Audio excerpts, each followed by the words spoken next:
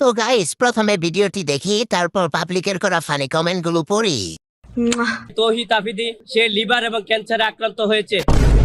মহামান্য হাইকোর্ট ডিভিশনের আপনি ডিভিশনে সুস্পষ্ট আছে, যদি কোনো ব্যক্তি অসুস্থ হয়, মহিলা হয়, প্রতিবন্ধী হয় এবং তাহলে তার রিমান্ড দেওয়া যাবে না, এবং তার যে অসুস্থতার সমস্ত কাগজপত্র আমরা ফিজিক্যালকে বিজ্ঞানকে দিয়েছি।